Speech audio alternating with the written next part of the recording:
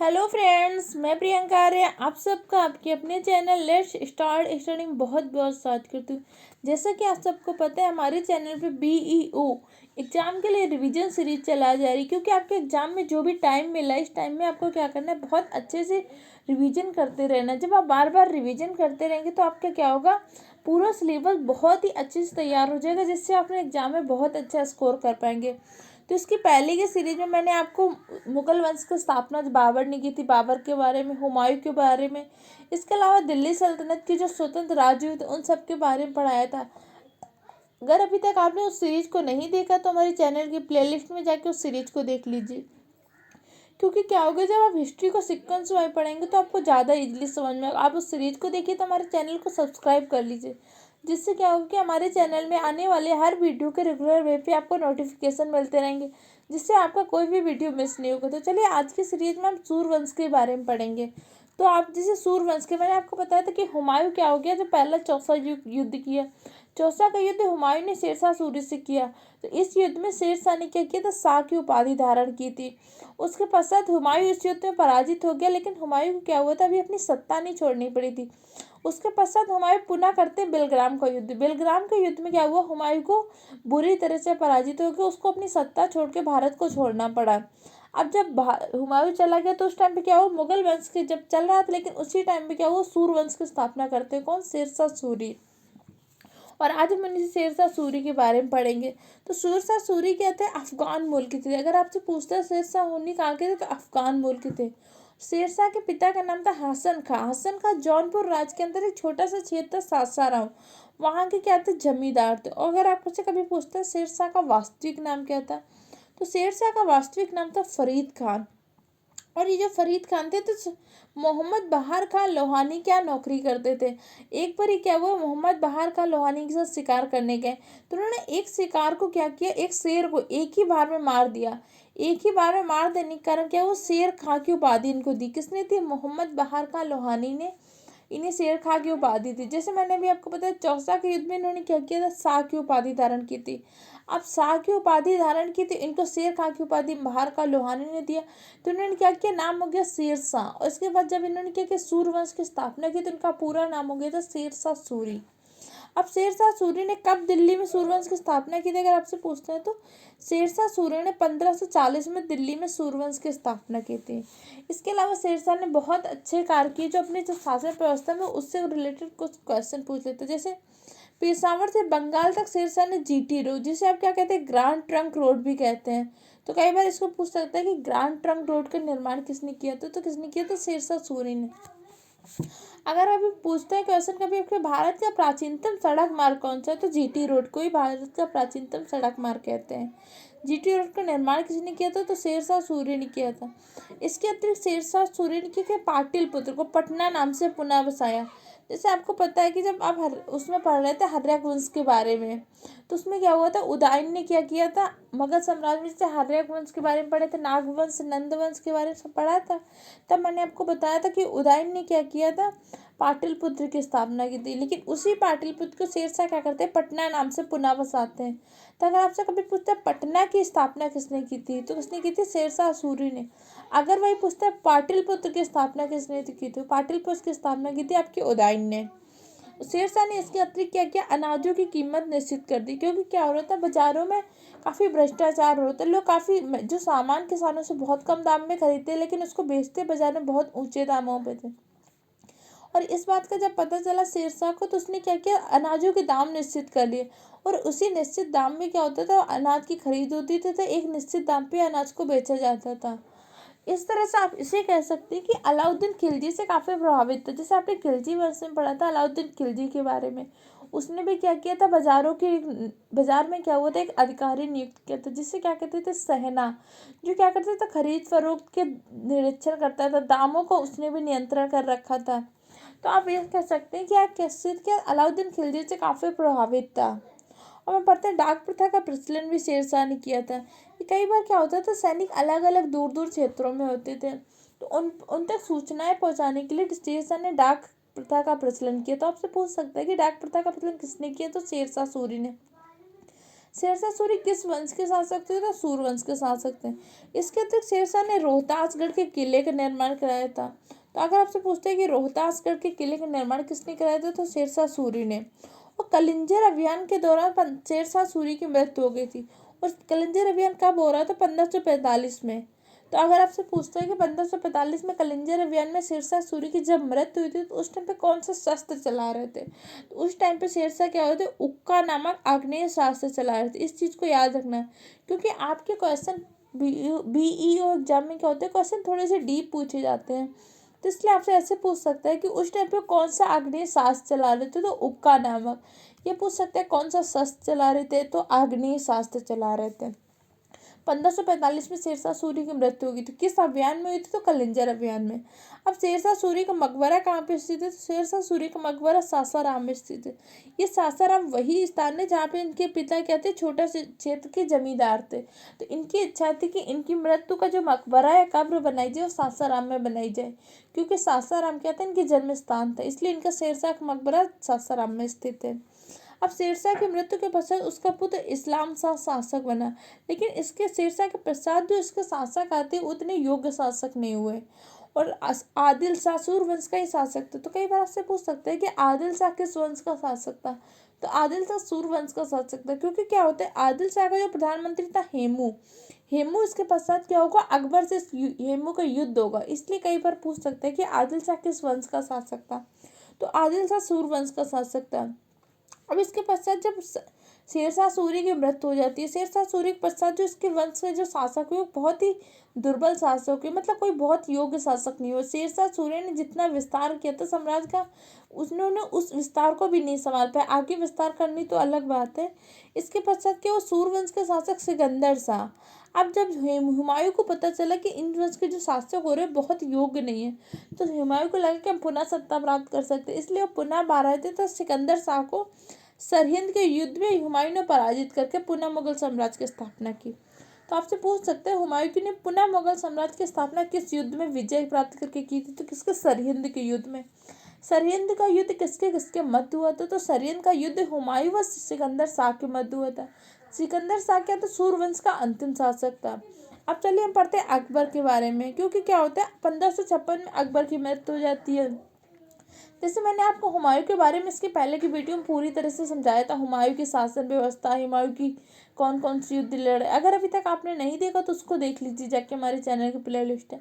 अब जो 1555 में हुमायूं ने स्थापना की, उसके पश्चात क्या हुआ? 1556 में हुमायूं की दीन पनाह नामक भवन की सीढ़ियों से गिर के मृत्यु हो गई। अब हुमायूं की मृत्यु के पश्चात क्या हुआ? उसका पुत्र अकबर शासक बना। अब अकबर कब शासक बना? तो 1556 में। तो उस टाइम में अकबर क्या था? बहुत कम उम्र का बालक था, 14 वर्ष का एक बालक था। तो अकबर का जन्म कब हुआ था? तो अकबर का जन्म 1542 में अमरकोट के राजा वीरसाल के महल में हुआ था। जब हुमायूं क्या रहा था? निर्वासित जीवन व्यतीत कर रहा था, तब उसी टाइम में 1542 में अकबर का जन्म हुआ था। कहाँ पे हुआ था? एक हिंदू राजा अमरकोट के राजा वीरसाल के महल में हुआ था। अब 1556 में क्या होता है? पानीपत के द्वितीय युद्ध में अकबर ने हेमू की हत्या कर दी। अभी हेमू कौन था? सूर्यवंश के शासक आदिल शाह का प्रधानमंत्री था।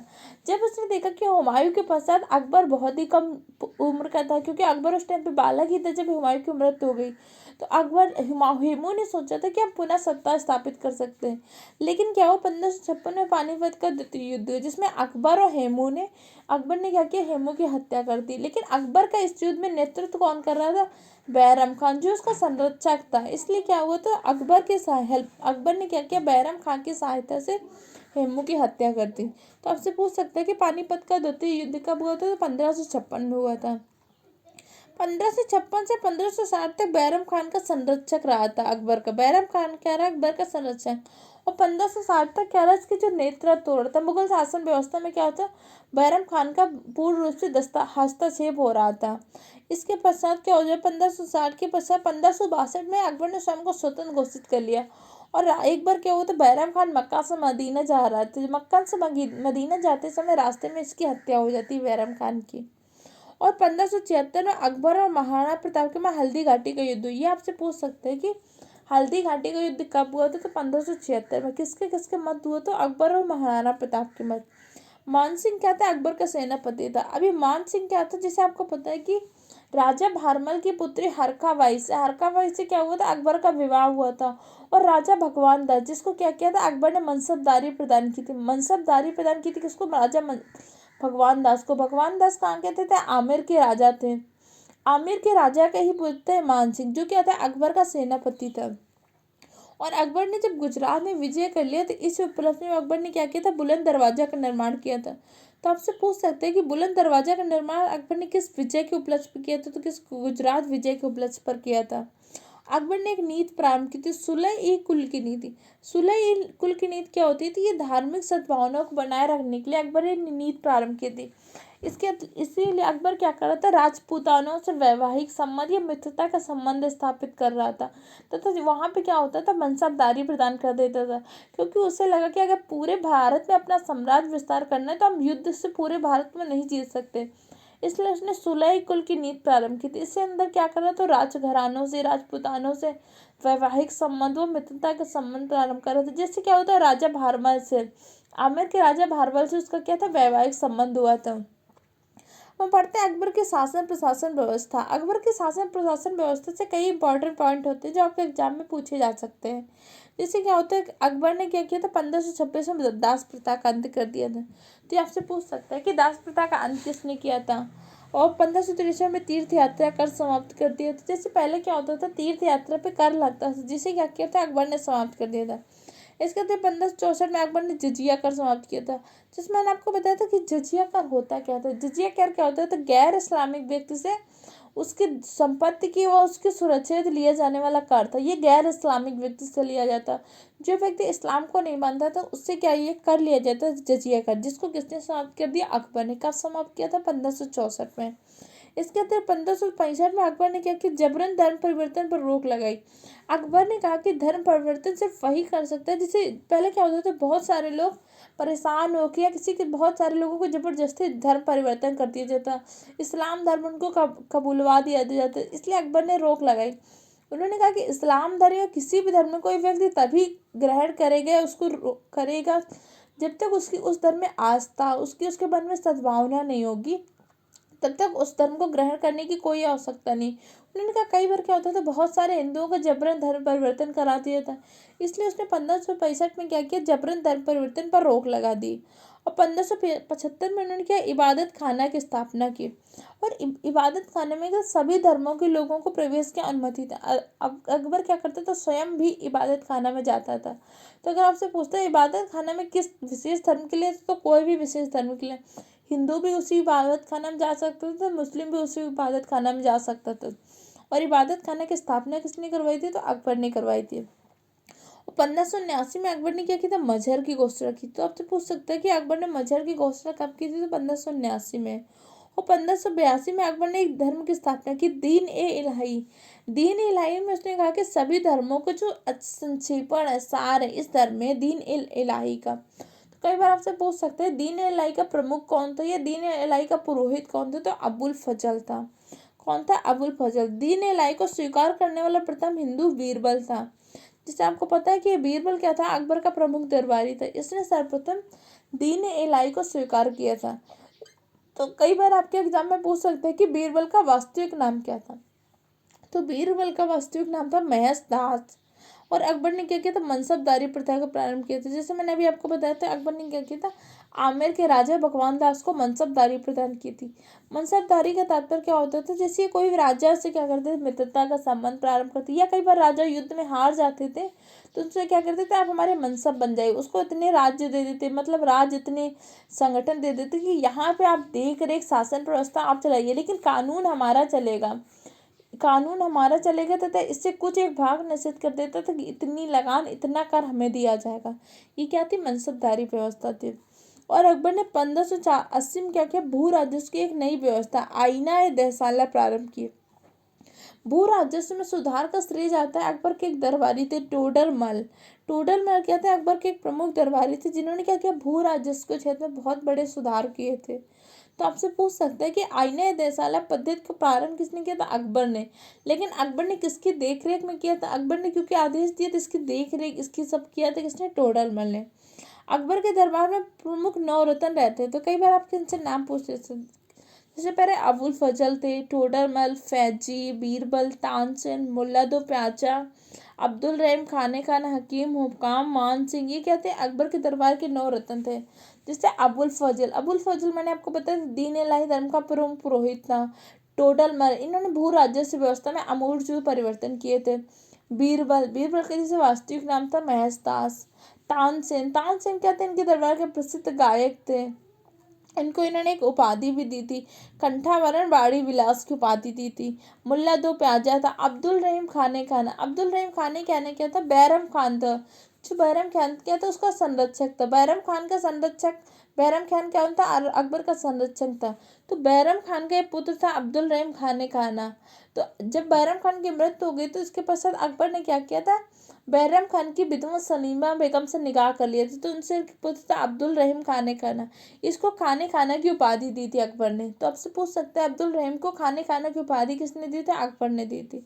हकीम हुकाम, मान सिंह जिसे राजा भगवान दास के पुत्र थे। और राजा भगवान दास कहाँ के राजा थे, तो आमेर के थे। इसके अतिरिक्त चलिए पढ़ते हैं अकबरनामा, आईने अकबरी की रचना किसने की थी, अबुल फजल ने की थी। तो कई बार आपसे पूछ सकते हैं कि अकबरनामा की रचना किसने की थी, तो अबुल फजल ने की थी। कंठावरण वाड़ी विलासी किसकी उपाधि थी, तानसेन की थी। तानसेन को ये उपाधि किसने दी थी, अकबर ने दी थी। अब अकबर के काल में जो स्थापत में जैसे आगरा का किला था, इलाहाबाद का किला, लाहौर का किला, इन सबका स्थापत्य काल हुआ था अकबर के शासन काल में। और हमीदा बानो बेगम जो क्या थी, हुमायूं की पत्नी थी तथा अकबर की माँ थी। इन्होंने हुमायूं का मकबरा बनवाया। कहाँ पे बनवाया था, दिल्ली में। और ये क्या था, एक 4 बाग शैली से निर्मित था। तो आपसे पूछ सकते हैं अभी तक भारत में क्या 4 बाग स्थापत्य की एक शैली थी।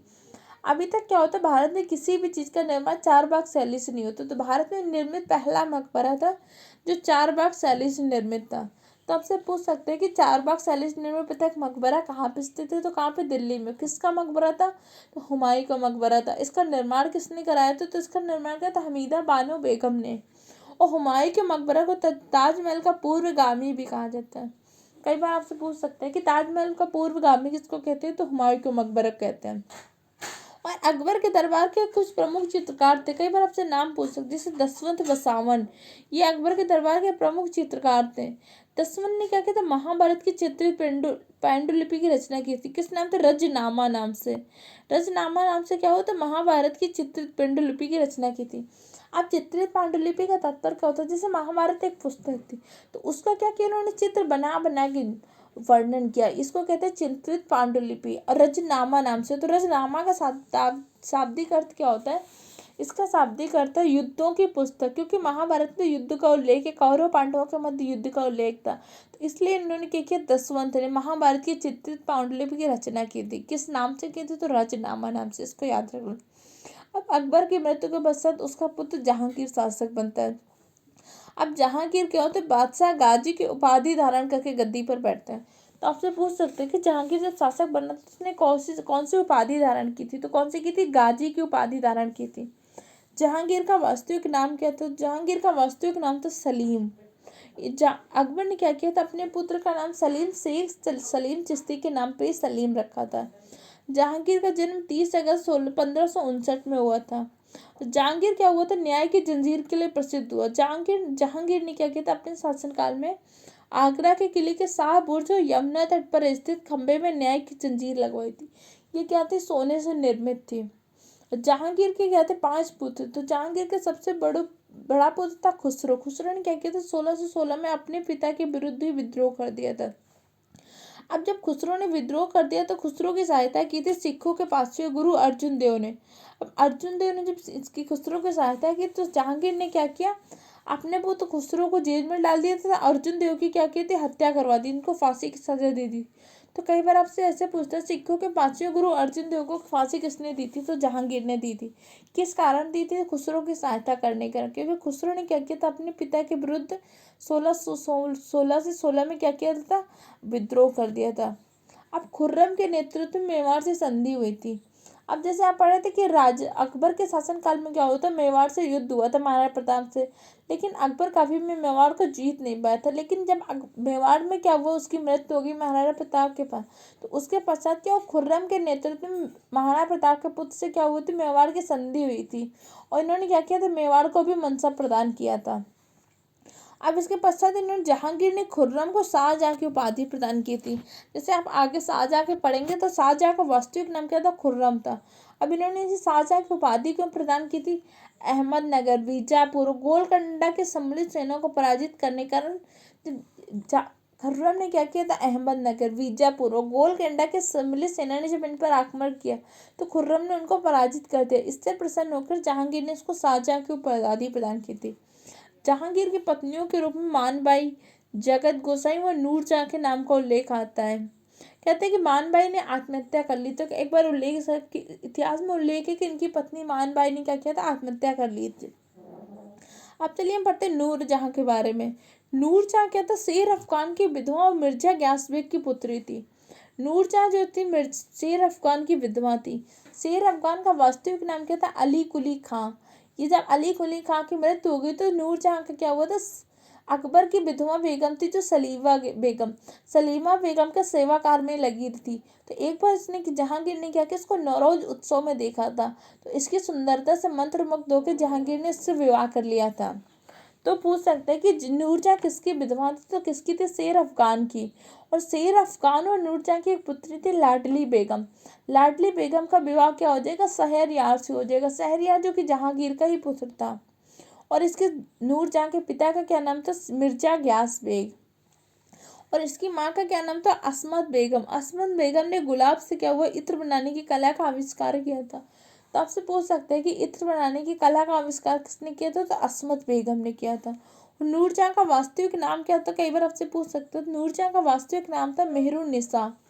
जहांगीर के 5 पुत्र, पहले जैसे खुसरो, परवेज, खुर्रम, शहरयार, जहांदर, ये क्या थे, जहांगीर के 5 पुत्र। चलिए आसम क्या था, नूरजहां का ही भाई था। आसम खान ने अपनी पुत्री अर्जुना मंद बानो को आगे चल के आप मुमताज के नाम से जानेंगे। इसका विवाह किससे किया था, खुर्रम से। और खुर्रम को जैसे आपको पता है कि शाहजहाँ की उपाधि प्रदान की गई थी। और लाडली बेगम, अब लाडली बेगम कौन थी, शेर अफगान अली कुली खान जिसका वास्तविक नाम था वो, और इसकी मेहरुन्निसा नूरजहां की पुत्री थी लाडली बेगम। इसका विवाह किससे हुआ था, शहरयार से। तो अब क्या हो रहा था, भाई बहन के मध्य भी क्या हो रहा था, तनाव बढ़ रहा था। तनाव क्यों बढ़ रहा था कि आसफ खान जो था क्या, नूरजहां का भाई था, ये चाहता था कि क्या बने, शाहजहां शासक बने। लेकिन लाडली बेगम का विवाह शहरयार से हो गया था, तो ये चाहती थी कि शहरयार शासक बने। इस तरह से क्या हो रहा था, अब ये दोनों भाई बहन के बीच भी तनाव हो रहा था। इन तनाव के कारण जहांगीर के पुत्रों के मध्य भी तनाव हो रहा था, क्योंकि जहांगीर के पुत्रों के मध्य तनाव कैसे हो रहा, जैसे खुसरो ने तो कर दिया था विद्रोह, उसके वो भी क्या करा, शासक बनने के लिए उसने विद्रोह कर लिया। और खुर्रम चाहते थे हम शासक बने, शहरयार चाह रहा था कि हम शासक बने। इसलिए क्या हो रहा था, इनके पुत्रों के मध्य भी तनाव हो रहा था। और जहांगीर के काल को चित्रकला का स्वर्ण काल कहा जाता है। अगर आपसे पूछते हैं कि मुगल काल में किसके काल को चित्रकला का स्वर्ण काल कहा जाता है, तो किसके काल को कहा जाता है, जहांगीर के काल को। और अबुल हसन ने क्या किया था, जहांगीर के ताजपोशी का चित्र बनाया था। और अबुल हसन ने जो चित्र बनाया था, जहांगीर ने अपनी आत्मकथा के मुख्य पृष्ठ पर लगाया था इस चित्र को। किसका, ताजपोशी के चित्र को। उस्ताद मंसूर जहांगीर के दरबार का प्रमुख चित्रकार था। तो इसका आपसे नाम पूछ सकते हैं कि जहांगीर के दरबार का प्रमुख चित्रकार कौन था, तो कौन था, उस्ताद मंसूर। अब जहांगीर ने अपनी आत्मकथा तुझके जहांगीरी को प्रारंभ किया था, लेकिन जब जहांगीर की मृत्यु हो गई तो इनकी आत्मकथा को मोतबिंद खान ने पूरा किया था। तो आपसे पूछ सकते हैं कि जहांगीर की आत्मकथा को किसने पूरा किया था, तो मोतबिंद खान ने। विलियम हाकिंस व सर थॉमस रो क्या भारत आए थे, किसके शासनकाल में थे, जहांगीर के शासनकाल में आए थे। और 1627 में क्या हुआ, लाहौर के निकट शहादरा में जहांगीर की मृत्यु हो गई थी। तो आपसे पूछ सकते हैं कि जहांगीर की मृत्यु कब हुई थी, 1627 में। और जहाँ शहादरा के दिलकुश बाग में जहांगीर को दफनाया गया था।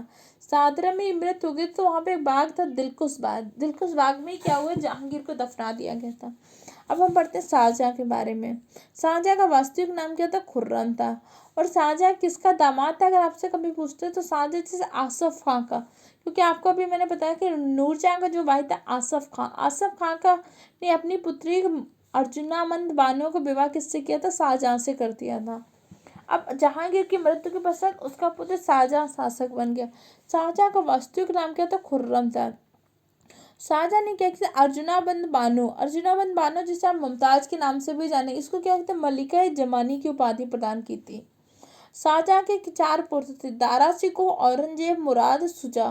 तो कई बार आपसे शाहजहाँ के पुत्रों के नाम पूछ सकते हैं, दारा शिकोह, औरंगजेब, मुराद, शुजा। ये क्या थे? शाहजहाँ के 4 पुत्र थे। अब चलिए, शाहजहाँ के काल को स्थापत्य का स्वर्ण काल कहा जाता था।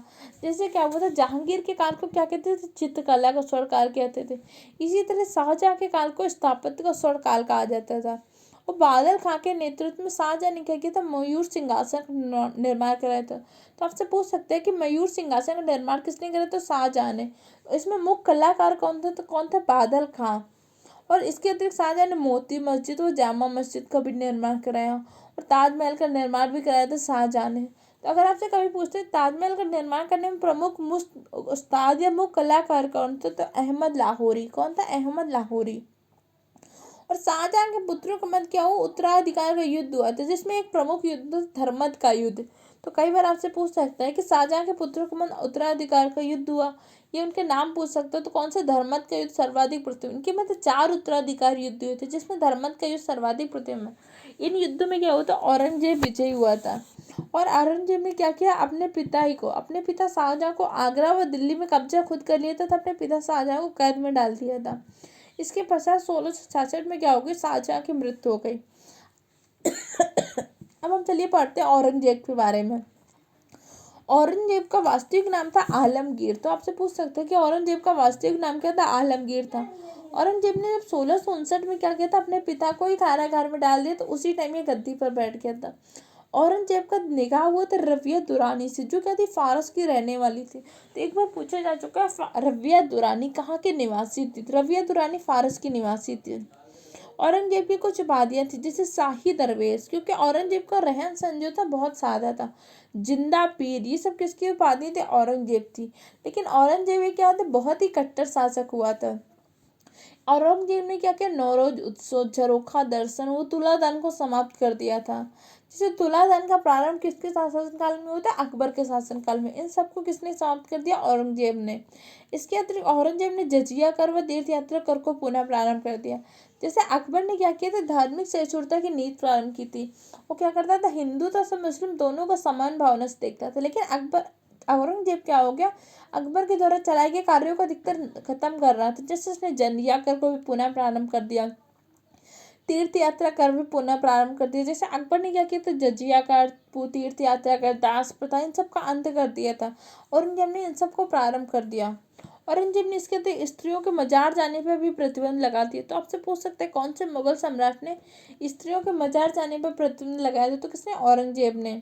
औरंगजेब ने हिंदुओं के कुछ मंदिर तोड़वाए, जिसमें उनमें प्रमुख था काशी का विश्वनाथ मंदिर, गुजरात का सोमनाथ मंदिर, मथुरा का केशव राम मंदिर। इसको क्या किया था? औरंगजेब ने तोड़वा दिया था। इसके अतिरिक्त औरंगजेब ने सिखों के गुरु तेग बहादुर की हत्या करवाई थी। तो आपसे पूछ सकते हैं कि सिखों के गुरु तेग बहादुर की हत्या किसने करवाई थी? औरंगजेब ने। और औरंगजेब के शासनकाल में मुगलों और मराठों के मध्य क्या होती? पुरंदर की संधि हुई थी। तो आपसे पूछ सकते हैं कि पुरंदर की संधि किसके शासनकाल में हुई? तो औरंगजेब के शासनकाल में। इसके अतिरिक्त औरंगजेब ने बीबी का मकबरा का निर्माण कराया था। और 1707 में औरंगजेब की मृत्यु हो गई। और दौलताबाद में क्या और औरंगजेब का मकबरा स्थित है? तो आपसे पूछ सकते हैं कि औरंगजेब का मकबरा कहाँ पे स्थित है? तो कहाँ पे? दौलताबाद में। हम चलिए पढ़ते हैं उत्तर मुगल शासक, क्योंकि इसी टाइम क्या होगा? औरंगजेब के पश्चात जो शासक होंगे काफी दुर्बल शासक होंगे। इस टाइम पे मराठों का उत्कर्ष हो जाएगा। तो मराठों का उत्कर्ष के बारे में पूरा हम इसके आगे की वीडियो में पढ़ेंगे, क्योंकि मराठों से भी क्वेश्चन पूछे जा सकते हैं, इसलिए उसको हम पूरा डिटेल्स इसके आगे की वीडियो में पढ़ेंगे। अब हम पढ़ लेते हैं कुछ उत्तर मुगल शासक हुए। जिससे क्या होगा? अब आपको इस टाइम में मराठी भी चल रहे होंगे, तो इधर मुगल शासक मराठों का भी विस्तार कर रहे होंगे, इधर मुगल शासक भी कोई बहुत ज़्यादा विस्तार नहीं कर पाएंगे, उससे ज़्यादा मराठी कर रहेंगे। लेकिन कुछ शासक आएंगे, जैसे इसी टाइम में बहादुर शाह द्वितीय आएंगे, जो 1857 की क्रांति में नेता घोषित किए जाएंगे। तो चलिए उन सब के बारे में पढ़ लेते हैं। इन सब से क्या होता है? इनकी कुछ एक आध पॉइंट है जो इम्पोर्टेंट आपसे पूछे जा सकते हैं अगर पूछते हैं। जैसे पहले बहादुर शाह प्रथम के बारे में। बहादुर शाह की उपाधि क्या थी? शाह बेखबर। तो अगर इनसे पूछते हैं तो सिर्फ यही पूछ सकता है कि शाह बेखबर किसकी उपाधि थी? तो किसकी थी? बहादुर शाह प्रथम की। उन्होंने अंतिम से गुरु गोविंद सिंह जी की हत्या करवाई थी। किसने? बहादुर शाह प्रथम ने। इसके बाद जहांदर शाह के बारे में। जहांदर शाह को प्रथम कठपुतली शासक कहा जाता है। कठपुतली शासक क्यों कहा जाता है? ये क्या हुआ था? सैयद बंधुओं के इसने सैयद बंधुओं ने क्या कर दिया था, उसकी हत्या कर दी थी। ये क्या कर रहा था, स्वयं शासन की व्यवस्था के अलावा बाकी जो तो उनकी सहायता के अलावा क्या करते थे, कुछ अच्छा शासन नहीं कर पाते। कठपुतली शासक कहा गया था किसको, इसको कहा गया था जहांदर शाह को। और लंपट मूर्ख भी कहा जाता था किसको, जहांदर शाह को। और जहांदर शाह ने एक व्यवस्था प्रारंभ की थी, इजारा दारे व्यवस्था। तो ये आपसे पूछ सकता है इजारा व्यवस्था किसने प्रारंभ की थी। इसमें क्या होता था, भू राजस्व की नीलामी की जाती थी। तो किसने किया था, जहांदर शाह ने। और जहांदर शाह की हत्या किसने की थी, सैयद बंधु। सैयद बंधु आपके कौन कौन से, अब्दुल्ला खान व हुसैन खां। अब आप देखेंगे सैयद बंधु क्या होंगे, किंग्स मेकर की भूमिका में आ गए। जैसे जब आपने दिल्ली सल्तनत में गुलाम वंश के बारे में पढ़ा था, तो गुलाम वंश में क्या था, तुर्की इमार किंग्स मेकर की भूमिका में थे। क्या करते थे, कौन शासक बनेगा कौन नहीं बनेगा इन सब का निर्णय वही कर रहे। इसी तरह यहाँ पे आपका होगा उत्तर मुगल में सैयद बंधु क्या हो गए, किंग्स मेकर की भूमिका में आ गए। अब अगला शासक बनता है फर्रुख सियार। फर्रुख सियार को क्या बोला जाता है, घृणित कायर बोला जाता है। ये सैयद बंधुओं की मदद से शासक बना था। और इसने क्या किया था, कंपनी को दस्तक के प्रयोग का अधिकार दे दिया। क्योंकि इस टाइम पे क्या हो रहा था, भारत में यूरोपीय कंपनियों का आगमन भी हो रहा था। तो फर्रुख सियार ने क्या किया था, कंपनी को, ईस्ट इंडिया कंपनी को दस्तक के प्रयोग का अधिकार दिया था। अब दस्तक क्या होता है, दस्तक एक ऐसा दस्तावेज था जो क्या करता था, कंपनी को कर विहीन व्यापार करने की अनुमति देता था। कि उसको दिखाने से क्या होता था, इससे किसी भी तरह का कर नहीं दिया जाता था। अब ईस्ट इंडिया कंपनी क्या कर रही थी, उस दस्तक को बेच के अपने छोटे कर्मचारियों को बेच देती थी। जिससे क्या होता था, इनके कोई भी कर्मचारी भी यहाँ पे कर नहीं दे रहा था, या दूसरे व्यापारियों को बेच रही थी। जिससे क्या हो रहा था, भारत का व्यापार नष्ट हो रहा था, क्योंकि भारत के व्यापारियों को कर देना पड़ रहा था। और जबकि कंपनी क्या कर रही थी, बिना कर के व्यापार कर रही थी, इसलिए उनका माल सस्ता हो जाता था, जबकि भारत के जो व्यापारी हो तो उनका माल महंगा हो जाता था। तो अगर आपसे कभी पूछते हैं कंपनी को दस्तक के प्रयोग का अधिकार किसने दिया था, तो फर्रुख सियार ने दिया था। इसके बाद आते हैं मोहम्मद शाह रंगीला। मोहम्मद शाह रंगीला भी क्या हुआ, तो सैयद बंधुओं की सहायता से शासक बना। लेकिन इसने क्या किया, जैसे सैयद बंधुओं की सहायता से शासक बना, तो इसने शासक बनने के पश्चात ही सैयद बंधुओं की हत्या करवा दी थी। तो अक्सर अगर पूछता सैयद बंधुओं की हत्या किसने करवाई थी, तो मोहम्मद शाह रंगीला ने। मोहम्मद शाह रंगीला ने जजिया कर को समाप्त किया था। अब इसके पश्चात किसी भी शासक ने जजिया कर नहीं लगाया। तो अगर आपसे कभी पूछता है कि अंतिम रूप से जजिया कर किसने समाप्त किया था, तो मोहम्मद शाह रंगीला ने। मोहम्मद शाह रंगीला के शासन काल में क्या हुआ था, ईरान के नादिर शाह ने आक्रमण किया था। तो आपसे पूछ सकता है कि नादिर शाह का आक्रमण किसके शासन काल में हुआ था, तो मोहम्मद शाह रंगीला। और नादिर शाह क्या क्या लूट के ले गया था, तो तख्ते ताऊस, कोहिनूर हीरा और लगभग 20 करोड़ रुपए क्या हुआ था, भारत से लूट के ले गया था नादिर शाह। जैसे आपने पढ़ा था कि तख्ती ताऊस का निर्माण किसने कराया था।